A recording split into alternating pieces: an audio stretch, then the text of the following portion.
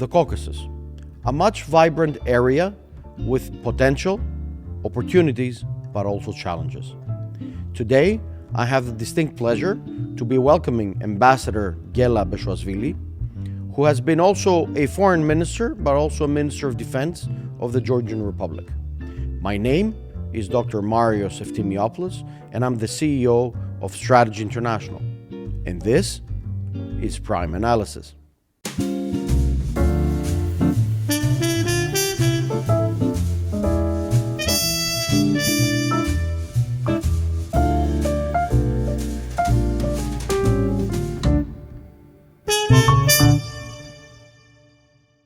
Ambassador Gela, dear friend Gela, how are you?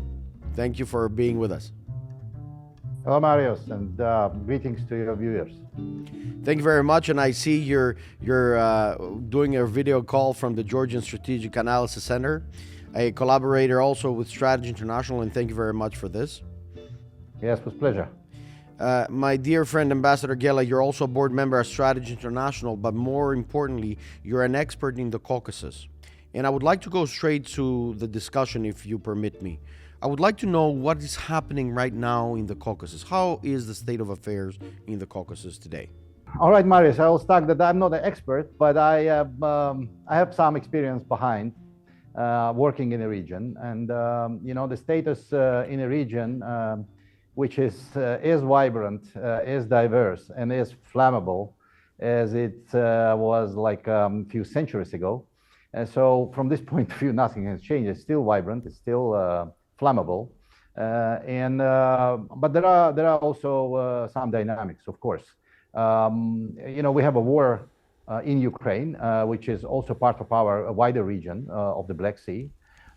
It's not a Caucasus, but it directly affects internal and external policies, economy, and any sphere of the life in all three countries, but especially in Georgia, since we have enjoyed a strategic partnership with Ukraine, and what happens in Ukraine affects us in many respects. As far as Caucasus is concerned, there are a few things that I would like to mention. Number one, priority is now, and I think I say it with some positive note, that there is a prospect, in my mind, there is a prospect of peace deal between Azerbaijan and Armenia. The situation is fragile. There are a lot of hurdles, a lot of artificial hurdles, I would say, a lot of interested parties involved, and one party is Russia, that is not interested in that peace deal between Azerbaijan and Armenia. But nevertheless, I would like to be an optimist here, and I see the prospects that the peace deal will be made, and that means a lot for the region. That means a lot for the future of the Caucasus as one competitive region, right, combined of all advantages that three countries have. And this is not my idea, but I like this idea of Caucasus being projected not as a region of challenges, but a region of opportunities. An opportunity is, and I call it, a Benelux of Caucasus. It is not a theory, it's not utopia, it is a reality if there is a peace. If we find a peace formula between Azerbaijan and Armenia, I think all three countries can benefit and build a success story on the advantages that the three countries bring to not only to the region, but to our neighborhood. And I think the wider neighborhood very much interested in a stable Caucasus, because Central Asia is looking at us. They are the customers of energy resources in Europe, are also looking at us. If you look at the map, you will see the Georgia and the Caucasus, especially Georgia, as a bottleneck that Russia tries to squeeze in order to have influence. And if you look at the map, you will see clearly how east-west corridor, north-south corridor, and the historic trade routes cross. So the region has potential. The problems are here, but I think, and of course, the war in Ukraine has changed geopolitics, Yeah, has absolutely. changed world security architecture, has changed certainly dynamics in the region, and it's very much this direct correlation with the outcomes of the war to what is going to happen in the region. You've raised a great deal of things and topics and dynamics and architectural designs. I would like to take one thing at a time. And although I know that 45 minutes are not enough, let us try to a bit complement, if you want, the understanding of where does Georgia belong. And it is clear also from the flag that it belongs to the European Union. Nevertheless, it borders countries which are not part of the European Union. They may aspire to be part of, or partially for some of them, to be good business partners to the EU, or some of them they may aspire to maybe become members of the EU. But in the case of Georgia, it has become evident and clear throughout the years its Euro Atlantic needs and wishes. In fact, the way that I'm listening from what you have said so far is like I would listen to a European talking about an architectural design, a vision about the European integration of Georgia. And allow me to say the following and ask you if you want the following. How do you envision at this point the relationship of Georgia with the EU? And while you do that, how do you balance relationships, especially in a turbulent area? As you said, on the north you have Russia, on the east you have Azerbaijan and Armenia fighting, and then you also border Turkey, which Turkey is very much in and out of the European process. They want to be in the European process. They do not aspire to be, but they want to be. They claim to be, but at the same time, they're members of NATO. And while they are members of NATO, they also have very good relations with Russia while they're trying to negotiate the Ukraine case. I don't want to go into Turkey, but I want to concentrate a bit on Georgia. These challenges that you correctly put, you would like to see this as an opportunity, and therefore you called it the Benelux of the Caucasus. Therefore, you probably mean for other countries to join together in the European Union, or maybe make it a possibility of this. But how do you see Georgia with the European Union, and how do you see the balance of relationship with your neighboring countries? Indeed, Marius, the flags behind me are not only inspiration, it's our belonging. I mean, I speak as a Georgian. The Georgia belongs to the European family, historically. So there is no doubt about it. Not only in my mind, but in minds of 85% of people living in Georgia, different nationalities, different religions, as diverse as always. And that's the deep historic, with the historic roots, one of the oldest Christian nations in the world, the Georgia coming to Europe, and we are not new. I mean, this is only formality that we need to go through the routine, very thorough, very difficult process of integration, membership. Membership, it's a technical process, but spirit, inspiration is here. We belong to Europe. We will get there. I'm optimistic here, sooner or later, rather soon. We are going through this process now. I cannot speak on our neighbors' behalf. It always was my credo as a foreign minister, as a diplomat, that every sovereign country, including our neighbors, have their own choices of security architecture, their own choices of organizations that participate. So it's up to them to decide what alliances are better for the future of their nations.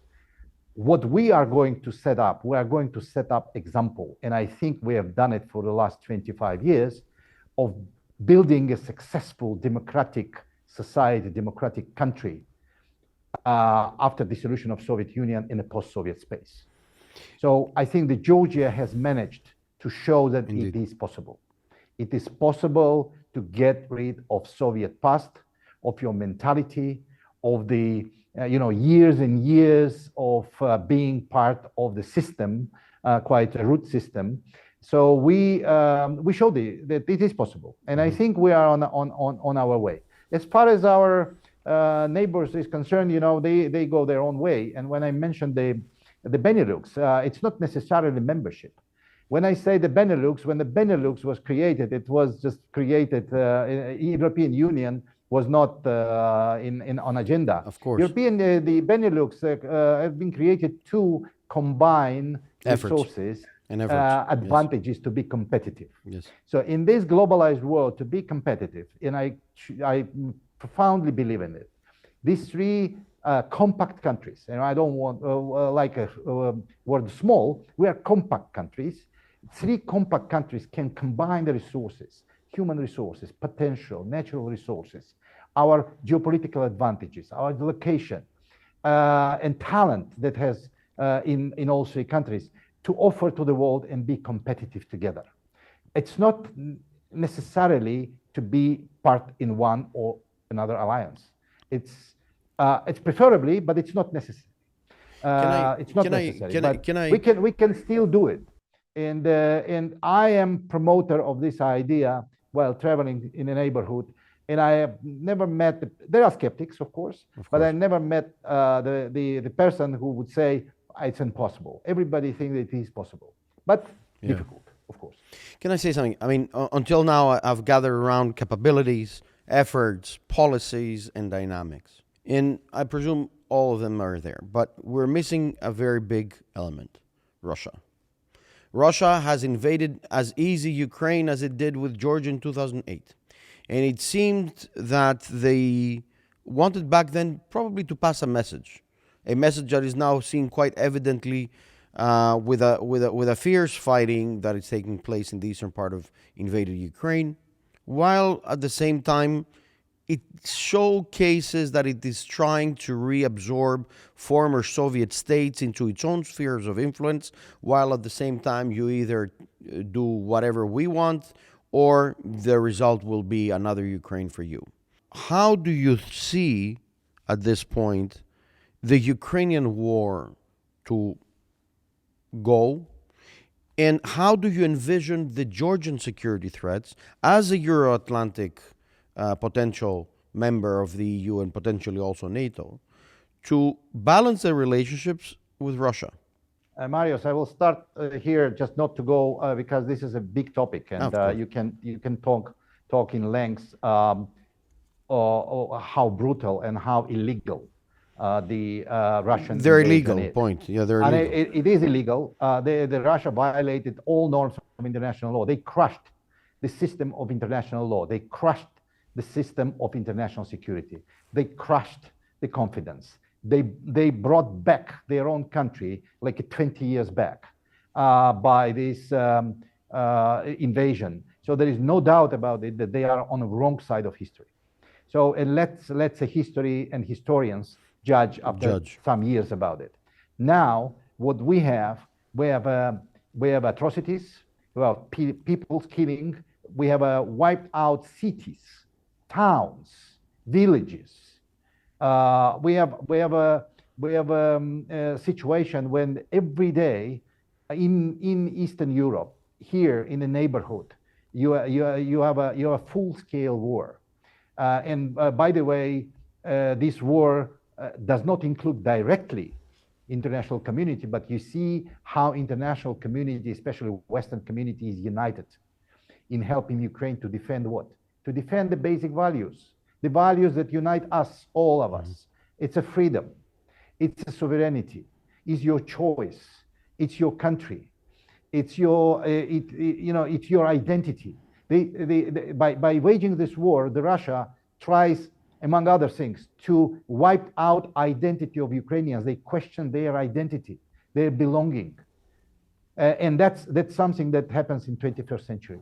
I honestly, 2 years ago, I couldn't have imagined this, honestly. And but at the same time, we are, as you rightly pointed out from the beginning, we are first victims in 2008 of the Russian aggression. And I think the problem is in comprehension of our Western partners at that time, when I was very actively engaged in diplomatic talks in Berlin, in Paris, in Washington, in London, in other capitals, trying to explain to our partners what Russia was up to. And we didn't succeed. And the West did not do enough, did nothing actually in 2008. Not nothing. I mean, it was a humanitarian aid which we appreciate, and it was a really great effort to stop the war, but the Russia was not punished. And impunity led to 2014. Yes. Occupation of Crimea, secession of Crimea, the brutal attack on Donbass, and then 8 years of endless talks on Minsk agreements 1, Minsk agreement 2. Which was only a time for them. They were playing. They did not intend to apply Minsk they were one or two. preparing the Ukraine society Yes. to succeed, to succumb to the Russian pressure. So this attitude, and I'm glad now. I mean, it's not too late, but it's quite late. Then now those politicians in those capitals that I mentioned now are recognizing their mistakes and are saying, yes, we didn't pay attention in 2008. We didn't believe Georgians talking about accusing them of being either too naive or either too anti-Russian to raise this issue of Russian aggressions very loud. Now we have a situation in the region when the Russia already, they don't need a pretext. Of course. They have their own agenda. And this understanding is there.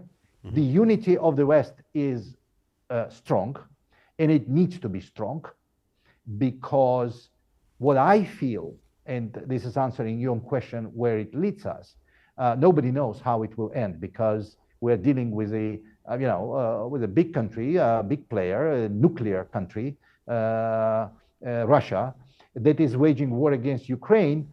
But at the same time, we need to understand that the on stake here is international order based on rules, based on orders.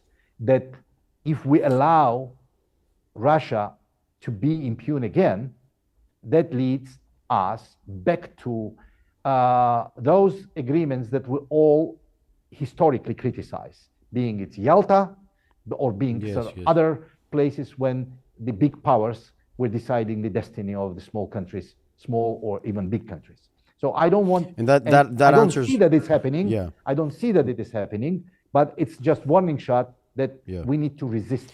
It's actually, if you allow me to add, it also adds in the equation, if we can say that, Russia has also changed from 2008 to 2022.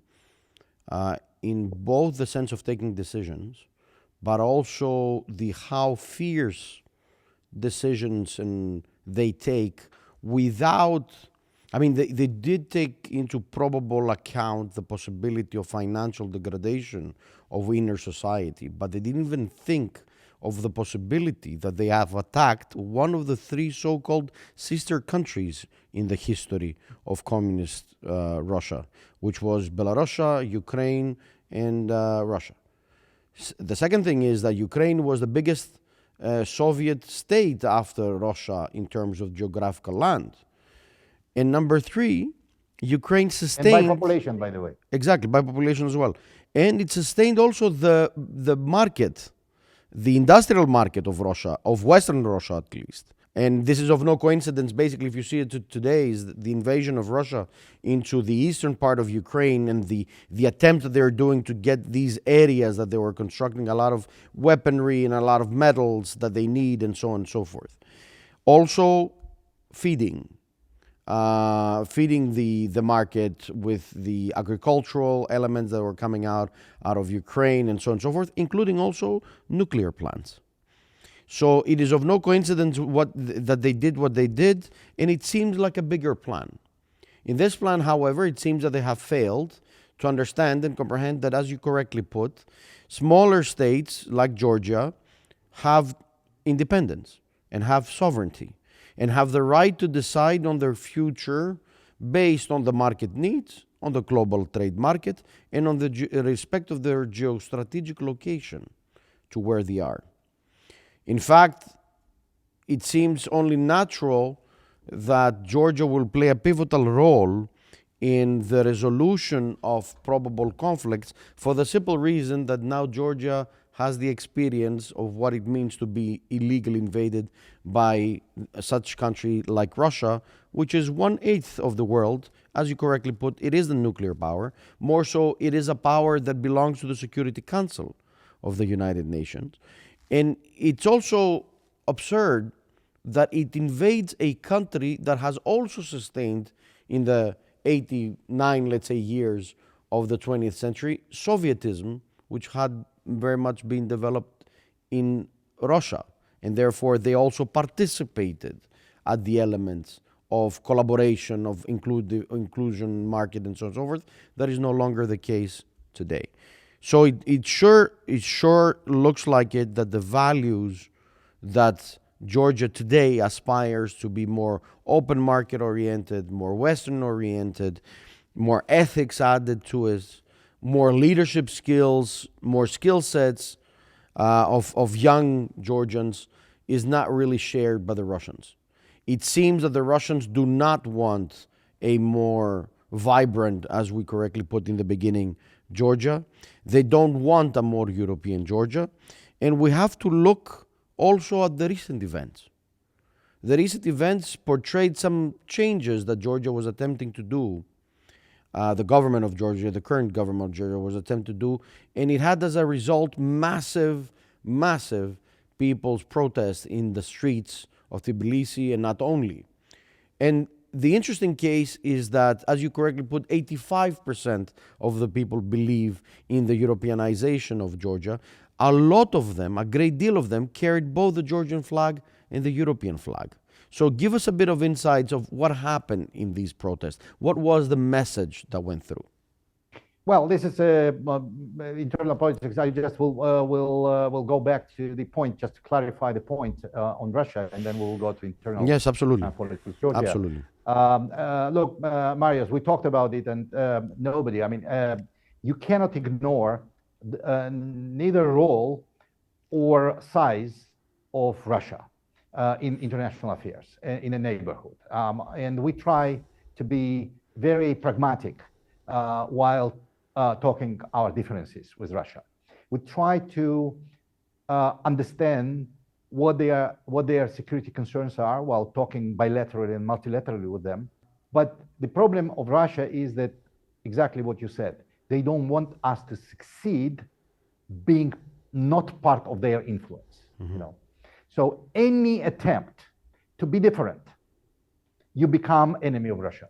They will call you fascists, they will call you Nazis, they will call you whatever they want in order not to allow you to be different. So, and they have influence. I mean, they've been here in Georgia. We were part of the one system. So, of course, they still less in Georgia, more in other countries. Yes. The influence and influence groups and group. But you would expect some sort of respect. Are there? But this is what I was saying. I was expecting some sort of respect towards your neighbor, which is since '91 independent. That's what I was. This is not the case, unfortunately. I wrote an article on Russia on their plan, actually, on Strategy International, and there is a Strategy International website. Where the article is about the Novorossiya project of Russia. And this project was for the last 15 years. I mean, they just started to implement it in 2014. And we knew that their plan to cut the Ukraine from the Black Sea and to reintegrate or to seize 5 big regions of Ukraine, 3 of them they are seized now, except of Odessa, and they couldn't do it, otherwise it was a plan. You know, and so this is an article that I wrote, and I think this is very true that the plan of disorganization of Ukraine was in place 20 years ago. So they just waited for a moment, and they found a moment when this uncertainty and sense of impunity had been created since 2008. They say, okay, I mean, we can resist the pressure. I mean, we are durable, quite durable to the small sanctions. We're quite durable to this, political fuss. And then after 2014, after 2008, you have a reset button. pushed by U.S. Yes. Secretary of State and the Yes. Russian Foreign Minister. Of course, impunity is there. I mean, it solidifies their efforts. After 2014, reaction was harder Yes, from of the course. West, but not enough. I mean, for God's sake, they took the whole Crimea from Ukraine, and the reaction of international society was harder than on Georgia, but still not enough. So overestimation of their own capacity and underestimation of Western response. That's what led to the war of 2022. It seems that the war has made Europe. They started politically aggressively, very clear cut, very clear that they will support Ukraine, but now they're lenient. Is this because they know that the war is going to take a longer time? Is this because they know that other countries will find now the opportunity to go on fast track? Let me remind you that President Zelensky signed the fast track agreement of the EU, and now this gives a momentum to countries like Georgia, which, to tell you the truth, politically, I would make a great use of this. But does this bring a momentum? And the second question, what is the role of the United States in the Caucasus? Well, it creates a momentum, no doubts about it. And that's why before going to the US, I continue on what you asked about Georgia, just to follow the scheme that you offered. Yeah. Clearly, Georgia is on the European track. And clearly, the Russia tries to create hurdles and to use their influence not to do it. And they have some groups of influence here. They are not very strong. They are getting stronger by the mistakes that intentional or unintentional, I say here, by the government, by the ruling party, that is doing some unwise, I would say, things, such as, for example, introducing the law that was from the beginning, initially, not accepted by our allies and Western partners, saying it contradicts with the spirit of democracy in a club that you are about to enter. Yes. So when you have such indications and you still go and tabling the law on a first hearing, you either do it intentionally to block the process. And by the way, going back to your point, narrowing the opportunity that is opening for you. This is intentional. And that was very clearly pointed out from the civil society in Georgia. Don't do it, government, because 85% of the people will resist.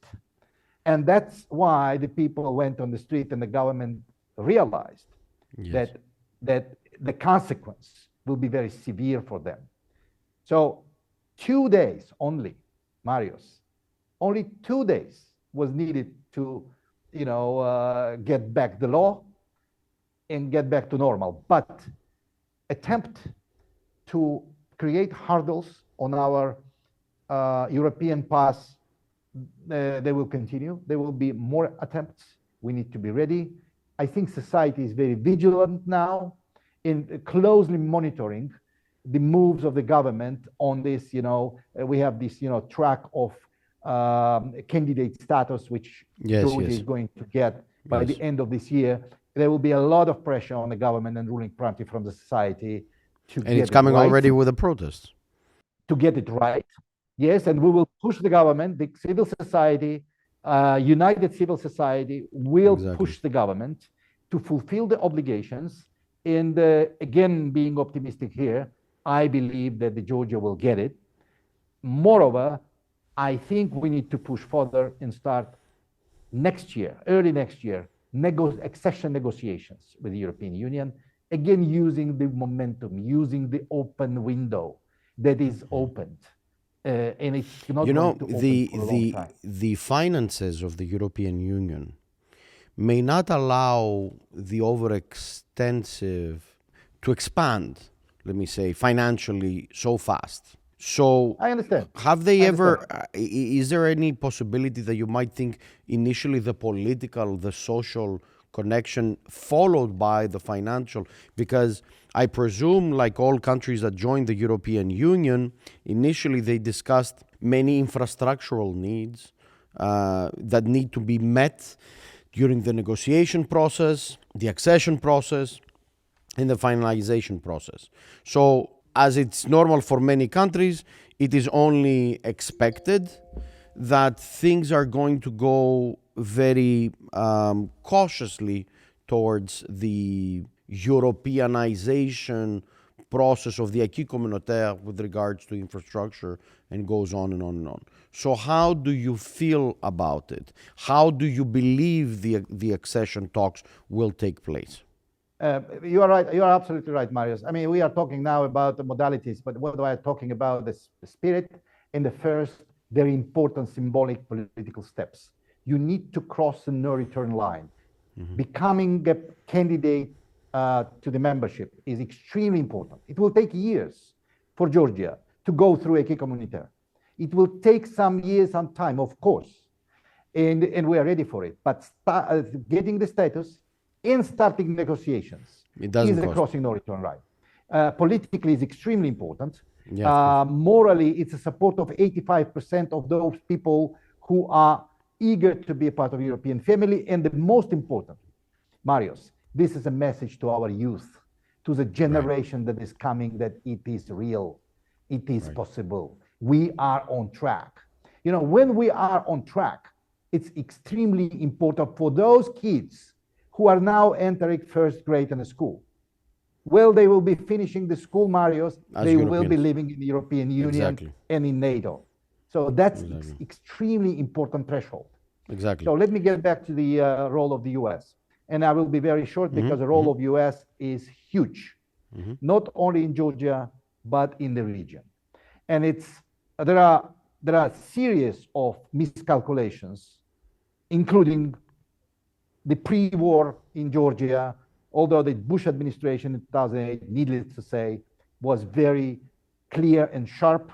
And we very much appreciate the US support during the war and after the war with the economic package and the clear messages from the Bush administration, but that was not enough. Not enough. Before 2007, we had extensive negotiations over and this is where we go to the different area maybe next time, how we were pushing for a membership action plan to NATO in Bucharest summit, which I truly believe now, going back, that was a mistake from Europe, from the NATO allies not to extend the membership action plan to Georgia. That would have prevented possibly the war in 2008. But this is a different story. So huge impact. The package of assistance programs for the last 30 years is enormous.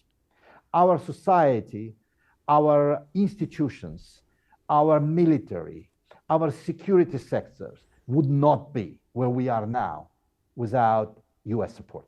So it goes without saying that it is a positive, it is a very influential player in the region, and we want them to be as active as probably never before, because the time and momentum is ready. I'm inclined to ask of the following. The United States has recently reshaped its strategic objectives, mainly seen in Central Asia, and Georgia is ever closer to Central Asia than other European countries. And then again, it wants to make sure its presence is felt in the Euro-Atlantic dialogue, namely NATO, in the Black Sea, with an inclusion maybe also of Georgia into NATO and other countries that want to follow up in NATO, while at the same time wants to secure energy corridors, namely starting from Azerbaijan, which is already in agreement with the European Union.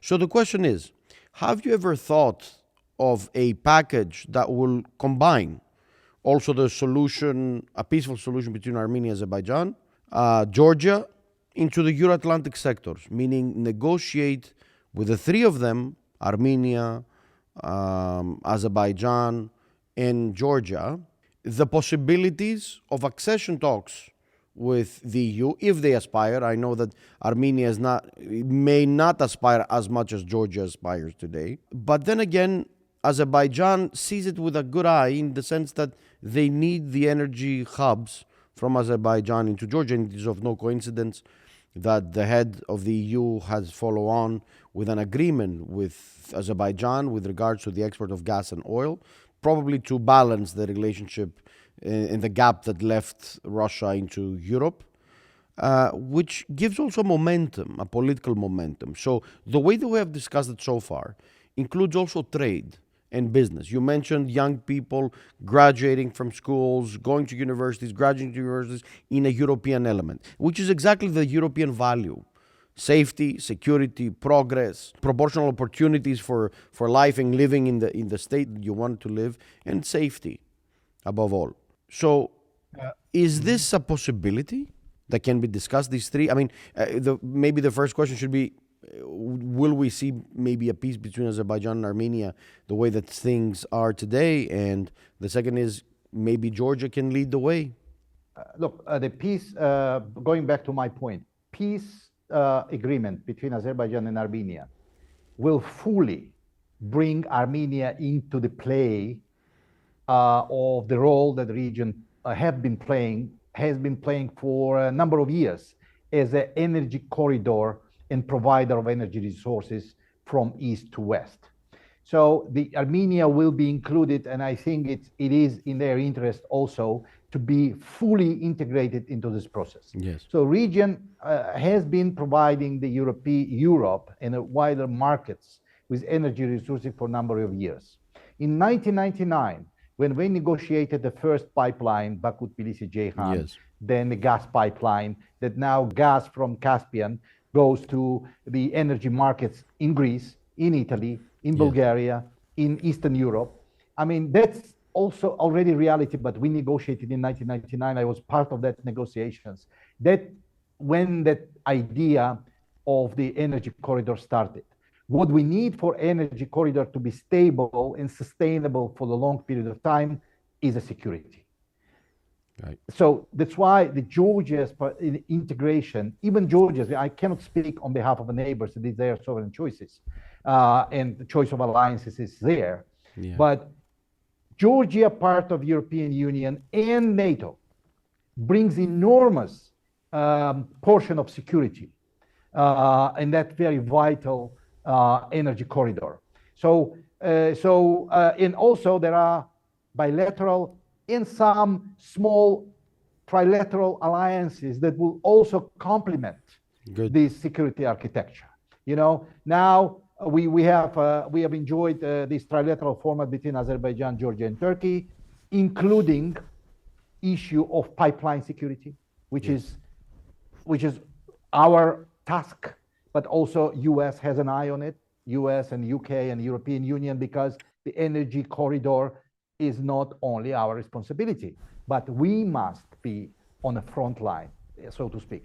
So just to conclude, this is a momentum of truth and historic window that nations, governments in the region, in Azerbaijan, in Armenia, in Georgia, need to comprehend, need to understand, and put aside the differences and put a larger, bigger, greater perspective for their nations in the future, because the time is ripe.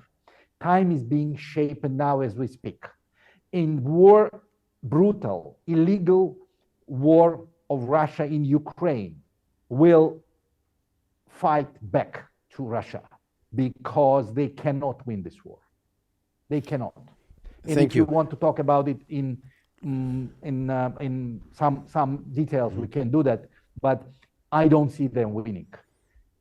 I see the voices that are saying that it's going to be a long war. I might be mistaken, but I see the attempt of Russia to change their tactics in the war. Yes. I mean, they see they cannot do it conventionally.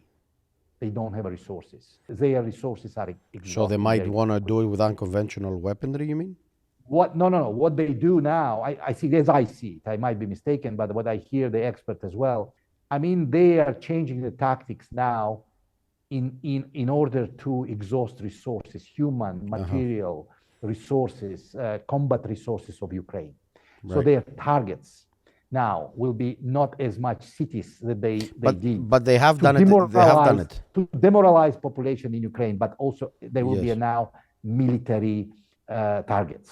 Allow me to say one thing. They've done it before. They've done it with the war in Chechnya, if you remember correct, which lasted for over a decade, where they were doing exactly this to make sure that they are demoralized, unethical processes taking shape, and so on and so forth, until they planted a leadership that would basically build Chechnya from the beginning as an area. And here they are, Chechens, also fighting for the Russians a decade later. Yeah, I don't know their motives. If they're comparing this war and using the same models as in Chechnya in 1999, they are making even worse mistakes than they did already. So I don't know, but I don't see the parallels because you cannot compare this. This is a much more larger scale. Yes, in Ukraine. In fact, yes. And they are dealing now with a combined. And they're also dealing with a country of the West, but still depletion of resources of Ukraine, human, combat, military infrastructure, patience, resilience of the population still are on a target zone of Russia. They think that continuation of the war will be costly. It is for already the West. It is exhaustion of the West is their target. What they are count on, and seeking alliances with, the China. Now you saw yesterday the very important meeting was in India when the Secretary of their National Security Council, Patrushev, who is a very influential, maybe number 2 in the chain of command today in Russia, went to India to, I don't know details, but my guess is to solicit for some kind of for trade, greater trade agreements for contracts arms that are being on hold from India. It's a huge amount of military contracts from Russia to India, and I think India has put on hold some of them, which is very painful for the Russian budget and for the military industry. So there are a lot of stakes there. So they will be doing this. The Russia still, we should not underestimate their possibilities and their opportunities they have in Latin America, in Africa, in Asia. I mean, they still try to use this platform as a platform to solidify their economic existence. The problems in Russian economy are profound.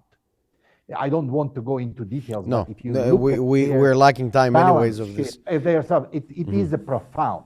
They understand that a year from now, if everything goes like today, and I think the battlefield will be intensified in spring and summer, which will swallow a lot of resources, including Russian resources.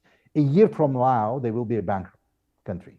So they are trying to find a way how to prolong the way, how to find additional resources to sponsor the illegal war. So I think the very decisive year, from my point of view, is still yet to come. 2024, spring, summer, autumn. Right. And that's very much is being decided today on a battlefield in the south of Ukraine. That's what is happening. Ambassador Gela Bezhuashvili, thank you very much for being with us from Tbilisi, from the Georgian Strategic Analysis Center, from a European country, from a most beautiful country with a large knowledge on not only the strategic relationship, but also with the needs for a European country to join in the 21st century with many visions and many dreams, especially for your young people, being aspired by the vision of the European Union and also for your safety within the framework of NATO. Ambassador Gela, I would like to thank you very much for joining our web talk. I know that you have a busy schedule, but I also know you're a board member here with us at Strategy International. I would like to thank you also for your contribution. and to make sure that we see each other soon in person and we discuss more about these issues, because as you know, these topics never end, but most importantly they need good and strong leadership, and also envision not only from your successes but also your future successes to come in the near future, which I'm also sure that you're going to be engaged in this Euro-Atlantic dialogue in the future of Georgia. Let's continue our discussions in your beautiful studio in Nicosia. Thank you very much. Thank you very much, Ambassador. Thank you for joining us today. Thank you all for watching another web series of Prime Analysis at Strategy International. Please do not forget to subscribe, follow, and like our social media and YouTube channel. My name is Dr. Marios Eftimiopoulos, and I'm the CEO of Strategy International. And do not forget, impact makes a difference.